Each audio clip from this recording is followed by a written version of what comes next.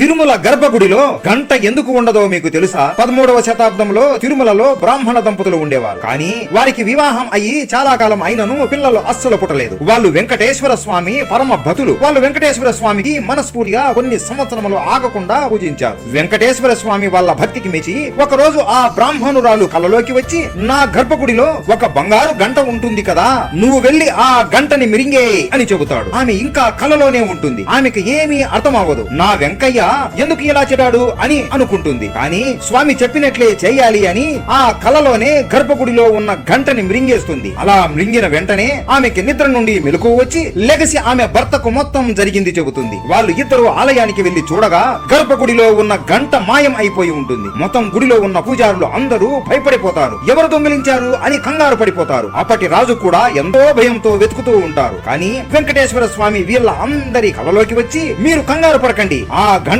ఉండవలసిన చోటునే ఉంది. ఇక నా గర్భగుడిలో వేరే గంట కూడా పెట్టకండి అని చెబుతాడు. అలా కొన్ని నెలలకే ఆ బ్రాహ్మణుడి భార్య గర్భవతి అయ్యి ఆమెకు ఒక మగబిడ్డ జన్మిస్తాడు. ఆ బిడ్డ ఎవరనుకున్నారు? ఆ బిడ్డ ఎవరో కాదు, ఆయనే స్వామి వేదాంత దేశిక.